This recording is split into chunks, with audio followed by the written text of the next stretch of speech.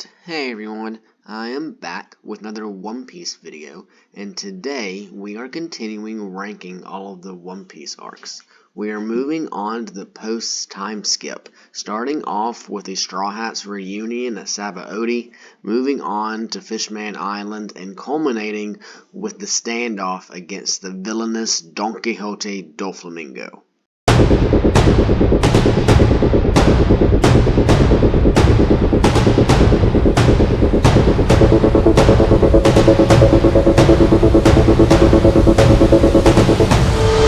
So, starting us off is going to be the return to Sabaody. This is where the Straw Hats reunite back at the Sabaody archipelago. They have finished their 2-year training during the time skip. This is kind of where we are first introduced to some of their new powers. Luffy gets to show off using some observation haki, dodging the lasers, dodging the new pacifistas. We are introduced to the fake Straw Hat crew here with Damalo Black and his gang, and are kind of introduced to what has been going on during the Straw Hats' absence, basically. Everyone has kind of been wondering if they're dead, what happened to them, where they are, and Damalo Black and his gang has decided to use their absence and their infamy to try to start their own pirate crew using the Straw Hats' likeness for themselves, and have actually come to Sabaody to try and recruit a whole bunch of strong up-and-coming pirates using the Straw Hats' likeness. We get introduced back to Nami and Usopp. They look amazing. There's a really great scene with Zoro when he's introduced cutting up a whole galleon, and there's a funny play with him getting lost, thinking he was going on a fishing ship and such. It's hilarious. We get shown the Sunny and that it was actually being protected by Kuma and the Flying Fish Riders. Rayleigh gets the whole thing coded. Everyone gets kind of grouped back together. Brooke, we learn, has been a pop star and is doing a concert at Sabaody, and that is a huge ordeal. Brooke has basically become an international pop sensation. It is crazy, and they have to get away from like all the Marines and everything trying to show up to get Brooke at his concert. And eventually the whole bunch of Marines start coming to the island once they learn that the real Straw Hats are actually here, but they're able to thankfully get away on the Sunny to finally go down to Fishman Island, which has been years in the making. So Sabaody is a really good kind of setup arc. It shows off the Straw Hats a little bit and some new powers, and we get to see them again, so that's just great. I'm going to put it in A tier, mainly because this is kind of where we get introduced to all of the new Straw Hats designs, which I really love. The new designs for Nami and Robin are great. Nami with the long hair. You get Zoro being all buff now, missing an eye apparently. Whole bunch of theories still to this day on if he's going to open the eye and like awaken the Renegon or something. Whole bunch of theories with Zoro's eye. And this is just kind of sets up the new world and what is to really come. So it's a really good setup arc. I'm going to put it in A tier. Alright, so moving on, we have Fishman Island. So this arc has really been set up for a long time. It was first dropped all the way back at post-Enos Lobby. We thought that was where we were going to be going next, and I think it took good at least like 10 years to actually get to Fishman Island respectively. A lot of people do not like Fishman Island, mainly for the villain that is kind of set up here in Hody Jones.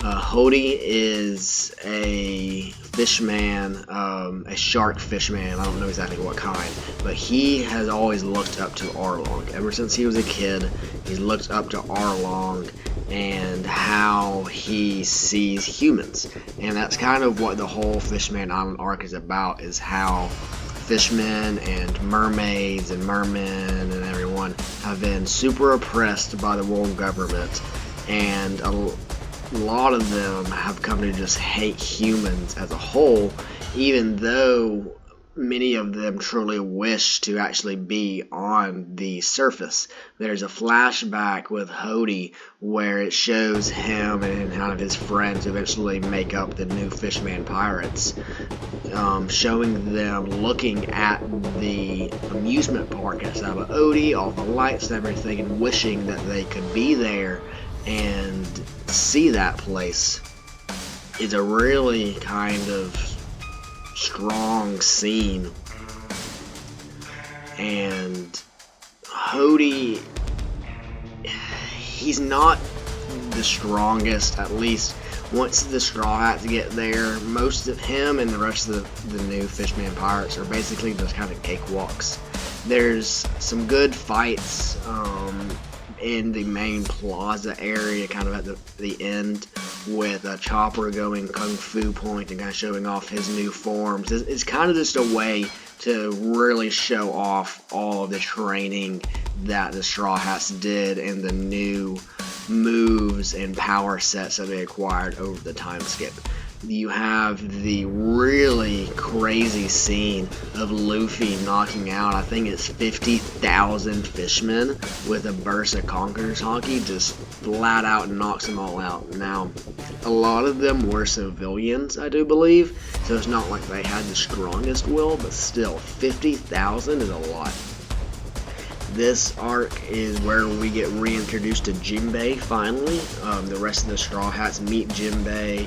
Luffy is obviously very excited to see him. Hasn't seen him in 2 years, so he loves to see Jinbei. Finally asks him if he can join his crew, but unfortunately Jinbei is in league currently with Big Mom.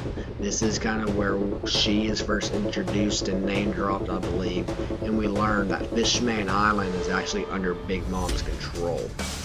Apparently they have been giving her sweets in exchange for her protection ever since Whitebeard passed 2 years ago at the Paramount War.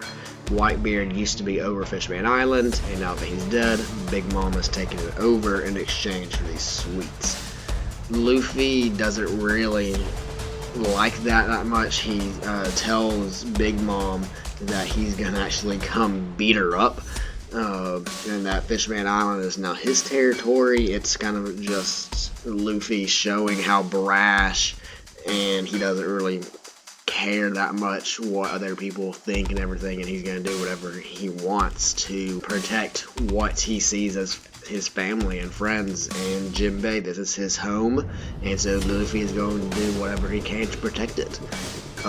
We meet Shirahoshi here, along with King Neptune and that whole family, and we learn that Shirahoshi is Poseidon, the ancient weapon, and what that means exactly, being able to control the Sea Kings, and kind of how that's going to possibly lead into the final arc with Noah's Ark. It's basically a giant, huge ship that was built in the Void Century that is supposed to lead the Fishmen and the mermaids to salvation. We don't know exactly what that all means, but it was from the Void Century. I think this is also where Joy Boy is first name dropped with his apology letter to the previous mermaid princess Poseidon, with Joy Boy saying he's sorry, and that the promise was not able to be fulfilled. We still don't know what that all is about, but this is kind of where that whole lore and kind of theories from about Joy Boy and the Void Century really start to get riled up. This is where we see a poneglyph. I think this is where the first, it's not a Rio poneglyph, but it is a poneglyph. in the sea forest here in Fishman Island. Like I said, I know a lot of people really don't like it, mainly because of Hordy Jones, however you say his name. He's not the greatest villain, but Fishman Island itself is a great world building. It is one of the most unique islands in all of One Piece, personally. That and Skypiea, I feel like, and they're on absolute opposite ends of the spectrum, with Skypiea being up on a sky island in the sky, and then Fishman Island being, I think, 10,000 meters below sea level, literally underneath the red line. And the only way that the fishmen and mermaids were able to live here is because of the Mother Tree Eve, which we learn is actually what provides light here, and is actually what the Sabaody archipelago is kind of growing off of. The Mother Tree Eve, we've never actually seen it. I would assume that is actually probably inside of the red line, but it's like roots and stuff give light to Fishman Island, and then it like branches off, and from there these mangrove trees will grow, and that's what makes the Sabaody archipelago. Oda is really creative with his whole world building and how he kind of brings everything and connects it all together. It's one of the main reasons that I just love One Piece, personally. So I'm actually going to put Fishman Island in A tier. I know a lot of people might not agree with that. To a lot of people, it was actually probably one of their least favorite arcs of the story, and I just really disagree. I think it has a lot of world building, a lot of lore. Like I said, Jinbei is reintroduced. We get Shirahoshi. I know a lot of people don't necessarily like her personality, with she being a crybaby and everything, but her being an ancient weapon, really what that means, and even to this day, she's the only one that we've actually seen in the story. So, is all the ancient weapons human? Are some of them actual, like, machines? Pluton is said to be a giant battleship. So, is that what it is? Or is it a human creature like Shirahoshi is? We really don't know. And it just kind of opens all these theories and everything. And I really like it. Like I said, I know a lot of people don't, but I think it's pretty good. So once the crew defeat the new Fishman pirates and everything, and actually leave Fishman Island and head into the New World officially, they actually get a distress call and are led to Punk Hazard. This is where we get introduced to Caesar and kind of get brought into the whole Dressrosa saga, and eventually leading to Wano with trying to take down Kaido.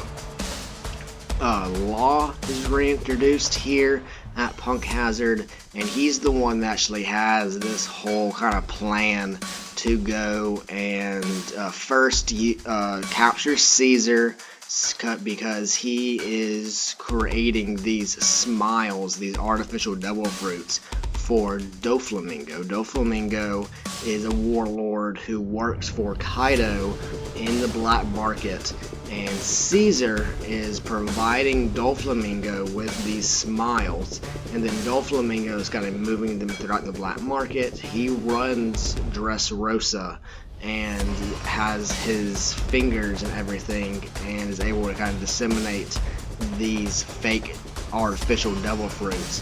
And Kaido, who is one of the Yonko, his almost entire crew is made up with these smile fruits.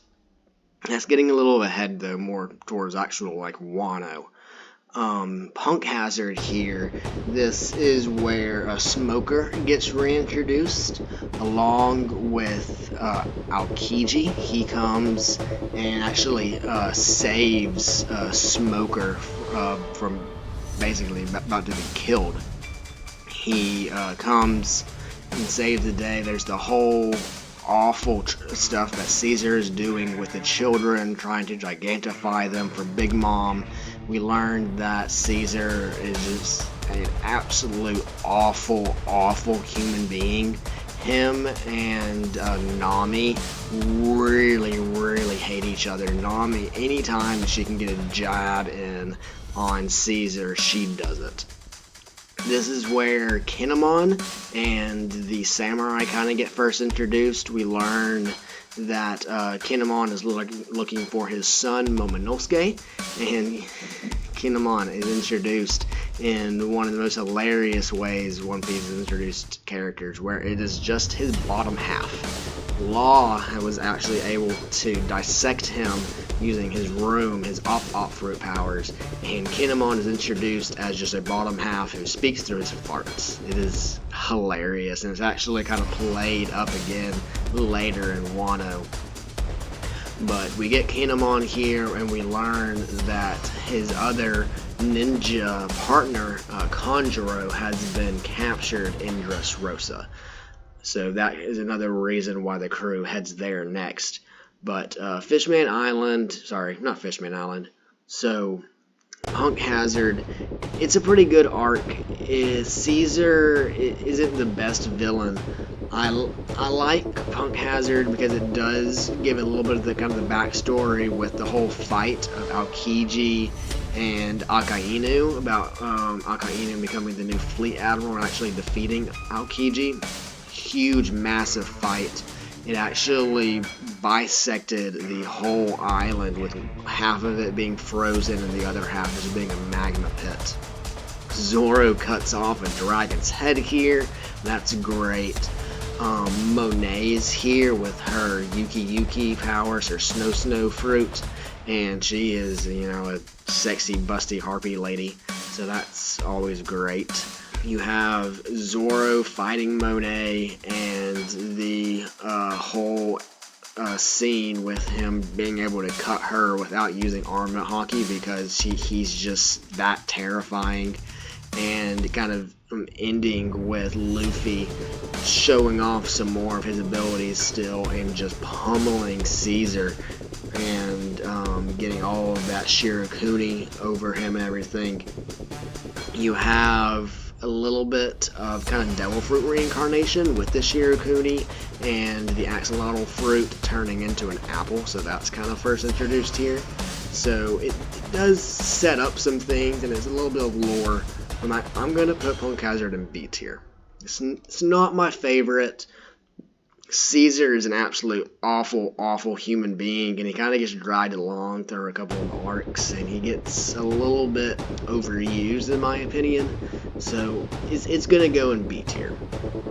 So now we're moving to the culmination of the saga, Dressrosa.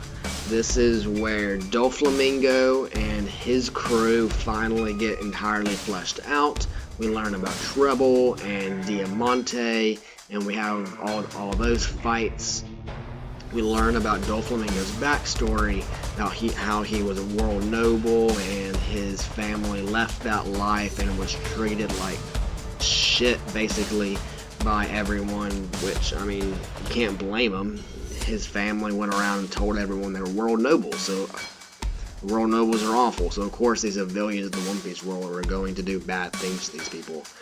But it just kind of shows a little bit of why Doflamingo is how he is, but also goes into a little bit of the nature versus nurture conversation, which Oda actually brings up a couple of different ways throughout the story.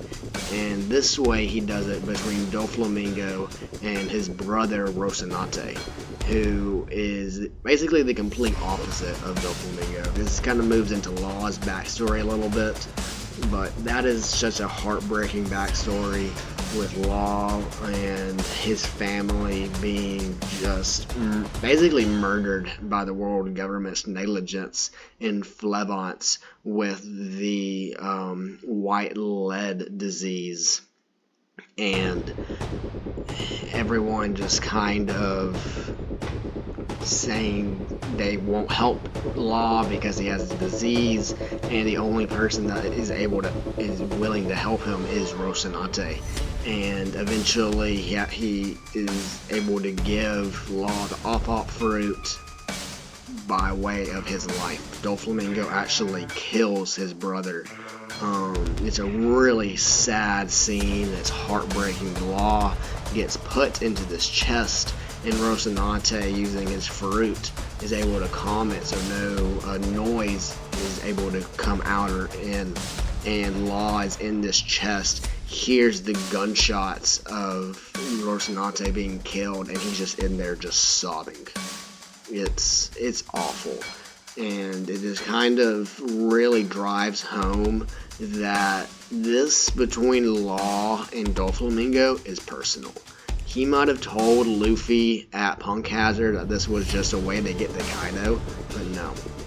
100% Law wants to kill Doflamingo for everything that he did to him as a kid, and Luffy kind of learns that throughout the arc and really kind of steps up in that fight against Doflamingo and kind of picks up Law's will. Again, inherited will, such a very strong kind of through point of Oda's story, and Luffy does it valiantly. We see Gear 4th, and Luffy beats the ever-living shit out of Doflamingo. We see Awakening from Doflamingo, and Luffy doesn't care, he just punches right through it. Dressrosa also introduces the Grand Fleet here, along with the tournament. Every anime story has to have a tournament. This is kind of One Piece's arc. It's tournament arc. We are introduced to the whole Grand Fleet with Bartolomeo and Cavendish and everybody. It's great. We have Hiruden and the new Giant Warrior Pirates. We also get reintroduced to Sabo, or I guess introduced to Sabo. We saw him as a kid, but it was inferred that he was dead. But no, Sabo is alive and well. He's actually here in Dressrosa because he heard, along with a lot of other people, why the Grand Fleet was here to begin with, that Ace's Mera no Mi power, his fruit, is here in Dressrosa, and whoever wins at the Coliseum is going to get these Mera powers. So Ace is actually the one that eventually gets these, gets the power. Luffy can't take it, obviously, and he tries to actually give it to Frankie, or he offers it to Frankie in a really kind of funny scene before the Coliseum. But Frankie doesn't want it. He's good being a cyborg. So Ace gets the Mera powers. You have him kind of using it for the first time and fighting off against a Marine. I think his name is Basilisk. He's got this really cool mask, and Sabo just goes up and Dragon Claw Fist right there into like the holes of the mask and just burns it, and flames erupt. It's great. I love Dressrosa. It has its issues. Pacing is really, really bad, especially in the anime. The birdcage really kind of stretches everything out. Oda, there's a lot that he probably could have condensed, but it's a good thing and it's a bad thing. He can get kind of bogged down in certain areas, and I think this is one of the areas where it got a little too muddy, if that makes sense.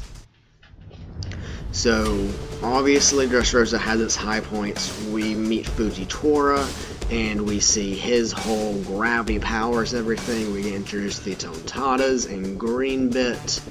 We learned that Robin can clone herself now, so 2 Robins is definitely better than 1. And this arc is great, but it definitely has some downfalls. Doflamingo is a great villain. Arguably one of the best in all of One Piece. He, in my opinion, is probably the most evil character, other than, I guess, maybe some of the world nobles and stuff. Even though he is one. But Doflamingo is like just pure evil. And that's one of the reasons that makes him so great. but I'm gonna be putting it in A tier. No S tiers this time. I think A tier is good. Like I said, the pacing really slows it down. The Grand Fleet, in theory, is amazing. I love a lot of the characters.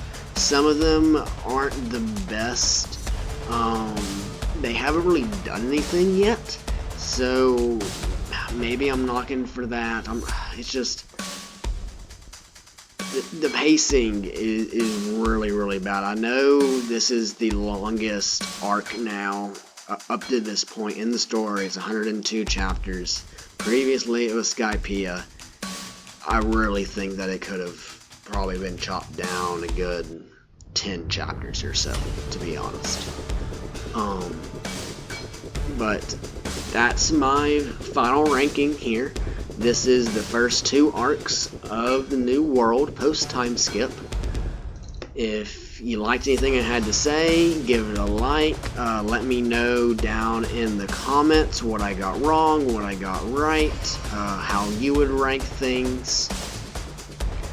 Just hit that subscribe button so you don't miss any future videos. And I will be talking to y'all in the next one.